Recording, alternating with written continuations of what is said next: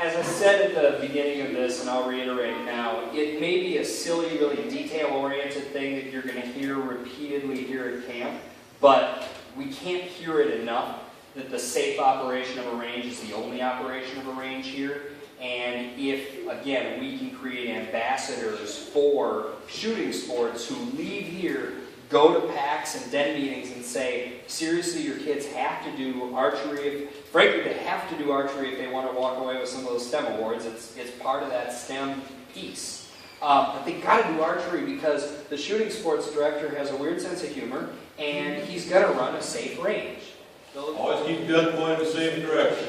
Always keep your finger off the trigger until you're ready to shoot. Always keep the gun unloaded until you're ready to use it. Those are 3 basic rules. If you follow those rules the rest of your life, you won't have any problem with firearms. That gets gone over, like I say, right after supper, and it's also reinforced before they set foot on the range. And my ranges, I tell the kids, it's my house, my range, my rules. Yeah, everybody watch the slideshow because I'm most proud of one of these ones. Oh my gosh, that's amazing. Okay. So our theme this summer is Take Flight. Everything and anything that we can work into this around aviation is going to make this theme come alive for our scouts. So everything from when you first arrive and you start seeing what the staff is doing in welcoming you to camp, to all of our execution out here, and then hopefully leading all the way up to when you leave camp, you're going to feel that theme. The mainstay of our aviation theme when it comes to programming is going to be here in the STEM aviation area, also known as arts and crafts. But I don't like that word and I don't use that word, so we're not talking about crafts. We're talking about our STEM and aviation area. But this is where they're going to do some hands-on making of things. They're going to hands-on make some paper airplanes, hands-on make some kites. They're going to hands-on make some rockets. And then we're going to get to play and practice with all of those things.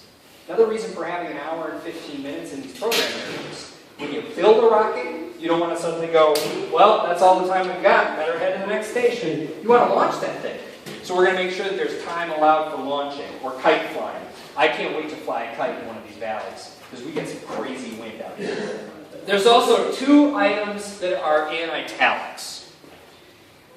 These are special programs, and we'll hand out something in about 10 minutes that'll highlight this even more. But these 2 are special programs that will not be offered at every session. We have 4 sessions where guest instructors from Sylvan Learning Center will be coming out to camp and providing robotics class.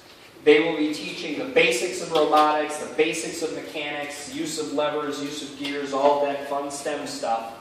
And then the kids will actually build and operate a flight-related robot. They've got a series of different Lego robotics kits that they'll work with. And I think one of them we're looking at is like being able to animate birds, possibly with flapping wings involved, but it's all computer controlled. So they learn a little bit about robotics, they learn a little bit about computer programming. 4 sessions on the robotics. We've got 2 sessions, and they happen to be our weekday sessions, session 3A and 5A, when the Omaha Zoo will be sending out a guest instructor who will do all things flight in the animal kingdom. Taking Flight with Omaha Zoo is what we're calling that breakout. That one runs also about an hour, and she will talk about a lot of the stuff that we've got already worked into our paper airplane design and all that stuff that we'll have in what I think we're calling Things with Wings, which is a mainstay program we'll have at all of our sessions. But the Omaha Zoo will come out, and I'll put that in context of animals. They've got a great program around flight within the animal kingdom. And they're going to bring that out here and then do other fun games and stuff with the kids. We're going to get one more specialty one, because you'll notice I named 6. I named 6 of our 8 sessions. We are going to get one more specialty guest speaker, probably similar to the Omaha Zoo one. We've got a contact who's done a lot of educational work with the DNR and through the Park Service in Nebraska. We're looking at a couple options there to bring a guest speaker out there. So we'll have a specialty program in every session. But these are very exciting, and I think they'll create certain magnets where if your kids want to do robotics, they've got 4 sessions to choose from, and we'll be very limited on how many kids can be in there. Only 60 kids over the course of that whole weekend will get to do that program. So we've talked now a lot about the sort of classes, the formal program that we will run. Oh, and one other note for those of you who came last year. One thing that you'll notice if you look at the schedule on the back and as you go through class selection, last year we had it so that whatever your rotation was on the first day, the first full day that you were in camp, you would then repeat that rotation the next day. So you would basically get time in each activity area twice. This year you've got 7 periods to fill, and you can fill them however you want with 7 different activities. Frankly, what's that? I like that. You like that? Yeah. Good. Frankly, you could also, there's no reason, there's nothing limiting you on the class sign up to say, honestly, my kid loves swimming so much, we're going to go at 9 o'clock, and we're going to do it at 10:30 too. And he's going to be in swimming for 3 hours, or whatever that is, 2.5 hours. He can totally do that. You can book this. You could be with Dave all day on Saturday. 2 sessions before lunch with BB guns and 2 sessions after lunch with archery. I'll tell you right now, you're not going to walk away with 1,000 things signed off in their scout book. I'll also tell you right now that scout's going to have a blast. And we'll reiterate this time and time again.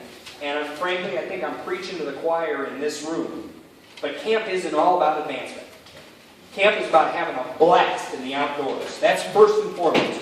Have fun with your leaders, with your parents, with your friends. The bonus is when you walk away with a handful of things signed off in your book. So, now, here's the other stuff you can expect out of camp. We do 2 campfires. One on the first night you arrive, and one on the second night. First night is staff run, staff led. We'll have skits, songs, marginally entertaining things for you to look at. We'll also probably do a special ceremony that night to recognize second-year Weebelos. Make them kind of feel special as they transition into Boy Scouts. We will then turn around, and the second night, you guys are in charge of the campfire. All the dens and all the groups, packs, will put together skits and songs and stuff to marginally entertain us. We'll also feature a night hike opportunity. We will do that night hike on the first night that you're here. We'll head up to the top of the ridge there, up the Hope Trail. Doc and I have been talking about different opportunities for how we're going to structure that. Maybe very similar to last year, might tweak it up a little bit. The kind of evening programming on the second night, we will host a chapel service. That will be hosted in the chapel, which is a wonderful place to have it. And I'm actually going to angle again that that's one of the programs that I run, just because I had a lot of fun doing it last year. Unless we end up with a camp chaplain, you might be stuck with me again, which, I don't know, I brought candy. It ain't all bad. I brought candy last year, so it was a pretty darn good chapel service. It was a sweet service. That second night, we will also offer a flag retirement ceremony after the campfire. We'll also do a movie night that evening. And it's going to be one of those things where we will make the announcement at dinner that we'll have this, we'll have this, we'll have this. Choose to participate in any or all of them as you and your family see fit. However you want to structure it, we'll have the things available for you. We're not going to be strict on that schedule. And the movie school. And the movie school. The first evening, our illustrious food service will also be providing kits for s'mores making for the campers. So given that we do not have any fire restriction, we will make sure that you have kits and fire pits in your camp areas, and you can just have your own evening cooking program after campfire and roast some marshmallows and make some s'mores stuff. But I want to center in on this one here with the extra little circle, and that's advancement. Like I said at the very beginning, that is the major question that we've been fielding since we left camp last year, is moving into this year. What are you going to do this year? The developments of the new Cub Scout program is really aimed at accomplishing a couple of things. Simplicity was a major goal of the rewrite here. And it's not simplicity in making advancement easier. They're not dumbing down the rank advancement. The simplicity comes from the adult standpoint, and from the parent standpoint most of all. Because if I'm a parent who signs up my kid for Cub Scouts in first grade, I'm joining a Tiger Cub den. Okay, great. Now, what do? Well, I earn the Bobcat Award because everybody earns the Bobcat Award. And then I've got to earn a bunch of beads that hang off of a little thing that's got a tiger paw print. And I earn a bunch of these kind of beads and a bunch of those kinds of beads and a bunch of the other kind of beads. And then pretty soon they give me a patch that says Tiger Cub. Great. Now I'm a wolf the second year. What do? Well, I get a different thing with a different kind of bead. And so once I've earned all the different kind of bead that I need to earn for this thing, then they give me a wolf badge. And now I'm getting arrow points. Where did the arrow points come in? Okay, I'm done with that. Now I'm a bear. Now bear is just like wolves. Thank God I'm going to earn some more little things on the same dangle, get done, get my badge, and I get more arrow points. Fabulous. I think I finally got this program figured out. Now what the heck is a Weebelows? Okay, now I'm a Weebelows. I've got to earn pins. And some pins get me some awards, but some pins, they're just like optional pins that I got to earn later on. Okay, so, and then I got belt loops. Belt loops are a big deal. Did we earn belt loops? How do I earn belt loops? What's that? And now I've got an arrow of light. And it just gets crazy. We changed the program on them 3 different times in 5 years. So, the rewrite gets rid of all of that in a lot of ways. Repackages all of this stuff so that there's consistency. You join Cub Scouts in first grade, you are a tiger. Just like you're a wolf and you're a bear and you're a Weebelows, you're a tiger, not a tiger cub. You're a tiger. You earn it basically the same conceptually way. You get your Bobcat first because the Bobcat is the Bobcat is the Bobcat. And then you complete adventures. There's your new key word for the day in the world of advancement. It's adventures. You've got core adventures and elective adventures. Your core adventures are the requirements. Got to complete these adventures to get your badge. The elective ones you get to choose. That's why they call them electives. Once you get all your core adventures and a few of your elective adventures, you earn your Tiger rank. And how do you track progress through Tiger rank by completing adventures? You get belt loops. So belt loops are not going away. They're just being repackaged and rebranded and repurposed. So you earn all the belt loops you need to become a tiger. Boom, you got your Tiger rank. Move on to wolves. Guess what? You're going to complete more adventures, earn more belt loops, and become a tiger, or a wolf. And then you do it the next year for bear. Same thing. Belt loops, adventures, bear. Weebelows, you're going to earn more. You're going to get your Weebelows badge, and then you're going to build off of that to earn your Arrow of Light. All of it builds on the same basic system. Okay? That is the new advancement program in a nutshell. And the number 7. And then number 7. Every year it's 7 Yes. adventures. Yes. Every Yep. single year. Yep. Which is fantastic. Really straightforward and easy. Yep. What we'll do for you is when you check into camp, you'll get a list of the requirements that we expect we will see here at camp. And it's up to the parents and leaders to track the completion. We'll show you every activity and every rank advancement piece, and if you went to that activity and he participated, you can count on the fact that they've completed those requirements. One of them that's simple is in the Wolf Adventure Motor Away. It's one of them that you should be able to complete. It's the one Wolf Adventure that you can pretty much guarantee if you show up to classes, you can complete if you go to the Things with Wings. Because one of the requirements there is build 3 paper airplanes, guess how they're going to fly, that whole concept of straight, left, right, how, and then throw them and see how well you did. That's a basic requirement for Wolf Motorway Adventure. We're going to have that at our STEM aviation area. If you sign up for things with wings, you're going to be able to check that requirement off the list. Go to 2 other areas highlighted. I think one of them is boating, and one of them, maybe one of the other STEM ones. But those 3 areas, you get a Wolf Cub to do all 3 of those activities. Boom, they got that whole adventure completed.